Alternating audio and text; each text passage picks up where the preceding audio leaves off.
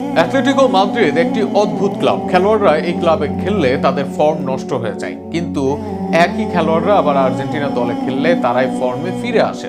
এমন মন্তব্য Argentine Angel Di মারিয়ার। সাবেক সিটি রাইভাল দলে নিজ দেশের খেলোয়াড়দের অবস্থা তুলে ধরতে এমনটাই বলেন ডি মারিয়ার সেই উক্তি ও বাস্তবতা নিয়ে থাকছে প্রতিবেদন।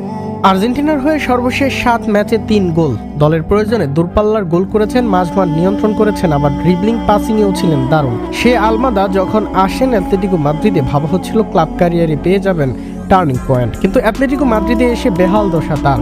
সব আসর মিলিয়ে গোল 28 ম্যাচে 4টি আসে, 1 অ্যাসিস্ট। মাঝমাঠ বা অ্যাটাকিংয়ে পারফরমেন্সের চেহারা হতশ্রী, কোনোভাবেই নিজেকে ধরতে পারছেন না সেভাবে মেলে।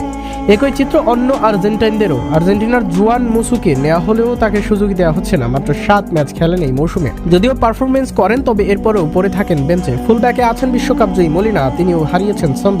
পুরো মৌসুমে নেই গোল, আছে 1 অ্যাসিস্ট। রেটিংটাও 7-এর কমই। সিমিওনে 8 গোল অ্যাসিস্ট করেছেন বটে, নিকো গঞ্জালেস লোনে এসে পেয়েছেন মাত্র 1 গোল।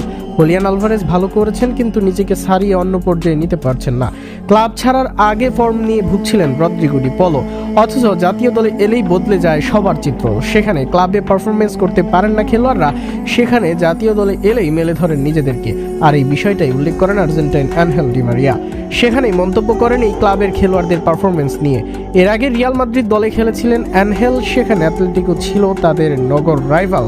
আর সেই ক্লাবটাকেই অদ্ভুত বললেন সাবেক এই আর্জেন্টাইন ডিফেন্ডার। কেননা সেই ক্লাবে গেলে তার মনে হয় আর্জেন্টাইন খেলোয়াড়রা খেলা ভুলে যান, তাদের ফর্মটাই যায় নষ্ট হয়ে। অথচ এইসব খেলোয়াড়রা যখন জাতীয় দলে আসেন, তখন আবির্ভাব হন নতুন রূপে, নতুন ছন্দে। এ নিয়ে ডি মারিয়া বলেন, অ্যাটলেটিকো মাদ্রিদ একটি অদ্ভুত ক্লাব। এই মুহূর্তে থেকে অন্য মুহূর্তের মাঝে তারা তাদের খেলোয়াড়দের ফর্ম অফ করে দেয়, তখন তারা ম্যাচে ঘোস্ট বা উধাও হয়ে যায়।